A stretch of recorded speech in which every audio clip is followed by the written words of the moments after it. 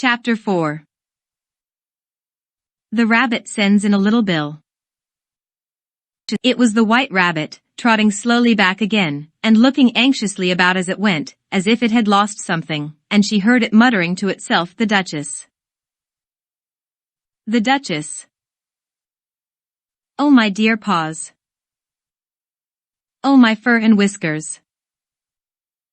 She'll get me executed, as sure as ferrets are ferrets.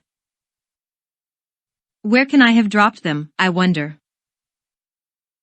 Alice guessed in a moment that it was looking for the fan and the pair of white kid gloves, and she very good-naturedly began hunting about for them, but they were nowhere to be seen. Everything seemed to have changed since her swim in the pool, and the great hall, with the glass table and the little door, had vanished completely.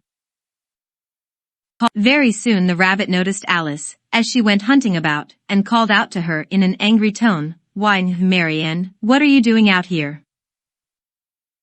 Run home this moment, and fetch me a pair of gloves and a fan. Quick, now." And Alice was so much frightened that she ran off at once in the direction it pointed to, without trying to explain the mistake it had made. "He took me for his housemaid," she said to herself as she ran. "How surprised he'll be when he finds out who I am. But I'd better take him his fan and gloves, that is, if I can find them." As she said this, she came upon a neat little house, on the door of which was a bright brass plate with the name W. Rabbit engraved upon it. She went in without knocking, and hurried upstairs, in great fear lest she should meet the real Mary and be turned out of the house before she had found the fan and gloves. "How queer it seems," Alice said to herself, "to be going messages for a rabbit. I suppose Dinah'll be sending me on messages next." And she began fancying the sort of thing that would happen. "Miss Alice, come here directly, and get ready for your walk. Coming in a minute, nurse. But I've got to see that the mouse doesn't get out. Only I don't think," Alice went on, "that they'd let Dinah stop in the house if it began ordering people about like that." And by this time she had found her way into a tidy little room with a table in the window, and on it, as she had hoped, a fan and 2 or 3 pairs of tiny white kid gloves. She took up the fan and a pair of the gloves, and was just going to leave the room, when her eye fell upon a little bottle that stood near the looking-glass. There was no label this time with the words "Drink me," but nevertheless she uncorked it and put it to her lips. "I know something interesting is sure to happen," she said to herself, "whenever I eat or drink anything, so I'll just see what this bottle does. I do hope it'll make me grow large again, for really I'm quite tired of being such a tiny little thing." It did so indeed, and much sooner than she had expected. Before she had drunk half the bottle, she found her head pressing against the ceiling, and had to stoop to save her neck from being broken. She hastily put down the bottle, saying to herself, "That's quite enough. I hope I shan't grow any more. As it is, I can't get out at the door. I do wish I hadn't drunk quite so much." Alas! It was too late to wish that. She went on growing, and very soon had to kneel down on the floor. In another minute there was not even room for this, and she tried the effect of lying down with one elbow against the door, and the other arm curled round her head. Still she went on growing, and, as a last resource, she put one arm out of the window, and one foot up the chimney, and said to herself, "Now I can do no more, whatever happens. What will become of me?" Luckily for Alice, the little magic bottle had now had its full effect, and she grew no larger. Still it was very uncomfortable, and, as there seemed to be no sort of chance of her ever getting out of the room again, no wonder she felt unhappy. It was much pleasanter at home, thought poor Alice, when one wasn't always growing larger and smaller, and being ordered about by mice and rabbits. "I almost wish I hadn't gone down that rabbit hole, and yet, it's rather curious, you know, this sort of life. I do wonder what can have happened to me. When I used to read fairy tales, I fancied that kind of thing never happened, and now here I am in the middle of one. There ought to be a book written about me, that there ought. And when I grow up, I'll write one, but I'm grown up now, she added in a sorrowful tone. At least there's no room to grow up any more here. But then, thought Alice, shall I never get any older than I am now? That'll be a comfort, one way, never to be an old woman, but then, always to have lessons to learn. Oh, I shouldn't like that. Oh, you foolish Alice. She answered herself. How can you learn lessons in here? Why, there's hardly room for you, and no room at all for any lesson books. And so she went on, taking first one side and then the other, and making quite a conversation of it altogether, but after a few minutes she heard a voice outside, and stopped to listen. Mary Ann. Mary Ann, said the voice. Fetch me my gloves this moment. Then came a little pattering of feet on the stairs. Alice knew it was the rabbit coming to look for her, and she trembled till she shook the house, quite forgetting that she was now about 1,000 times as large as the rabbit, and had no reason to be afraid of it. Presently the rabbit came up to the door, and tried to open it, but, as the door opened inwards, and Alice's elbow was pressed hard against it, that attempt proved a failure. Alice heard it say to itself, then I'll go round and get in at the window. That you won't, thought Alice, and, after waiting till she fancied she heard the rabbit just under the window, she suddenly spread out her hand, and made a snatch in the air. She did not get hold of anything, but she heard a little shriek and a fall, and a crash of broken glass, from which she concluded that it was just possible it had fallen into a cucumber frame, or something of the sort. Next came an angry voice, the rabbit's is Pat. Pat. Where are you? And then a voice she had never heard before, sure then I'm here. Digging for apples, Your Honor. Digging for apples, indeed, said the rabbit angrily. Here. Come and help me out of this.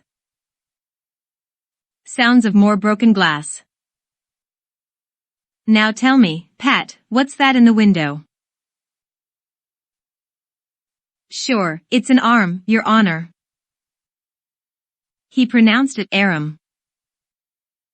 An arm, you goose. Whoever saw one that size?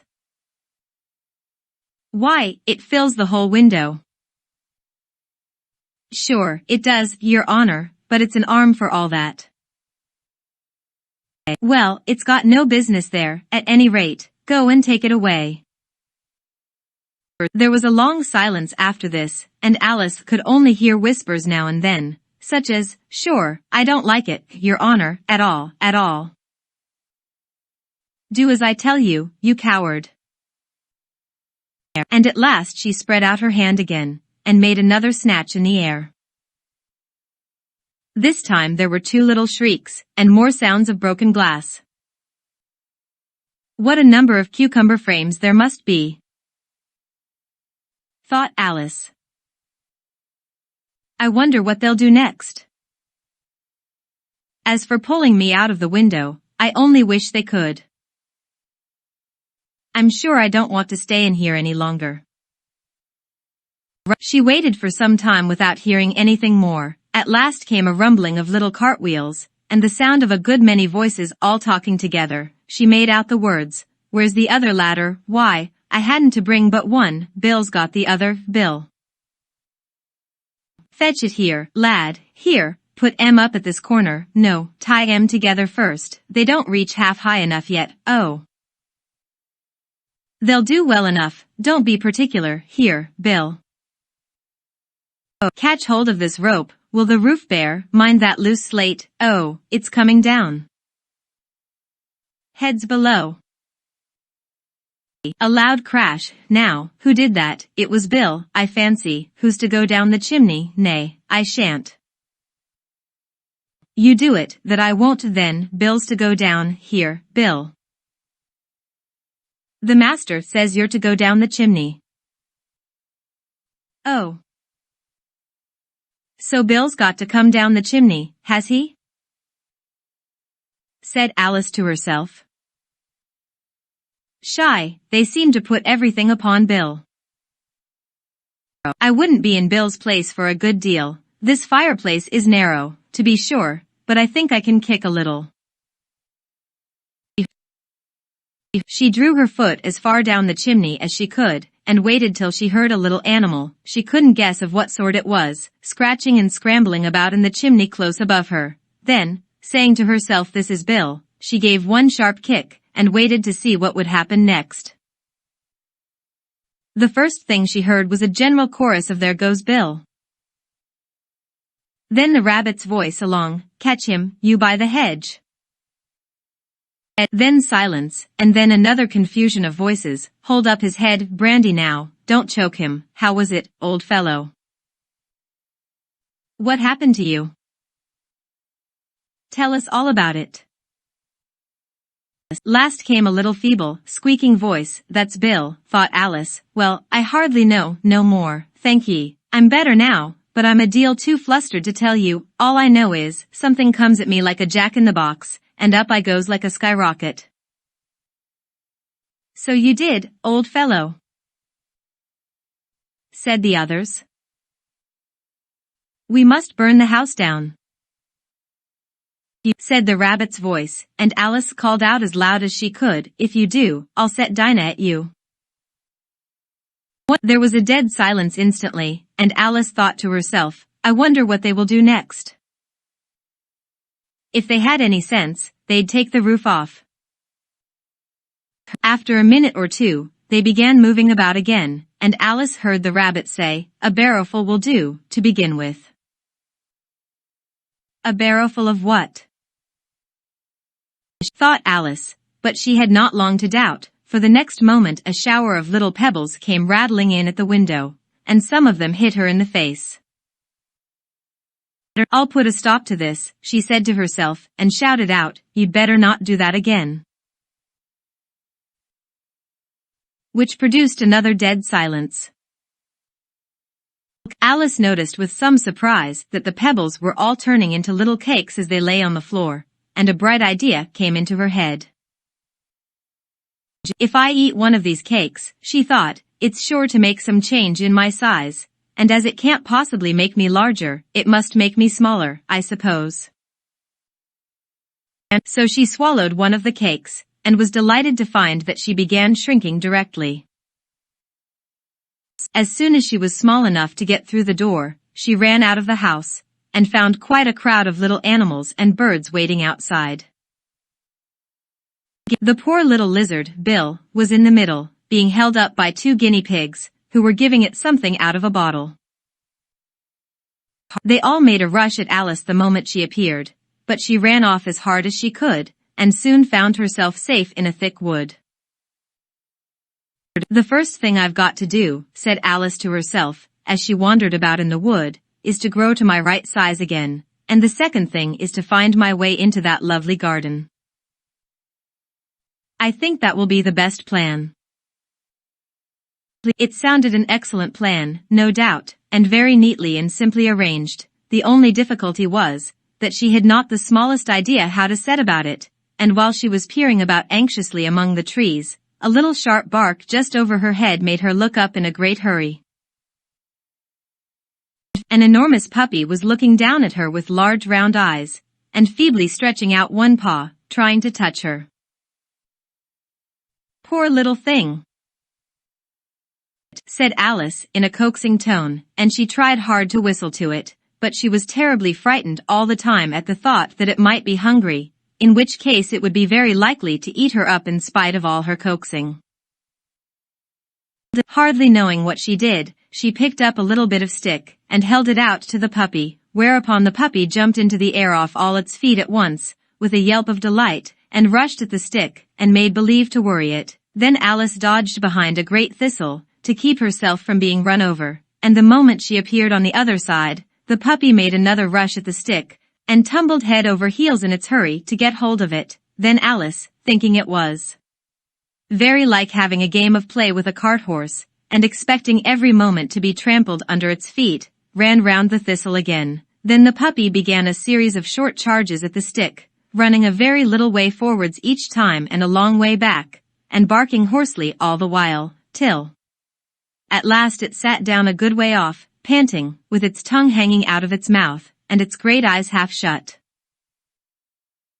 This seemed to Alice a good opportunity for making her escape, so she set off at once, and ran till she was quite tired and out of breath, until the puppy's bark sounded quite faint in the distance.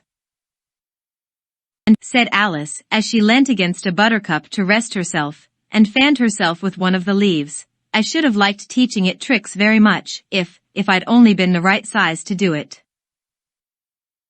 Oh dear. I'd nearly forgotten that I've got to grow up again. Let me see, how is it to be managed? I suppose I ought to eat or drink something or other, but the great question is, what?" The great question certainly was, what? But Alice looked all round her at the flowers and the blades of grass, but she did not see anything that looked like the right thing to eat or drink under the circumstances. There was a large mushroom growing near her, about the same height as herself, and when she had looked under it, and on both sides of it, and behind it, it occurred to her that she might as well look and see what was on the top of it. She stretched herself up on tiptoe, and peeped over the edge of the mushroom, and her eyes immediately met those of a large blue caterpillar, that was sitting on the top with its arms folded, quietly smoking a long hookah, and taking not the smallest notice of her or of anything else.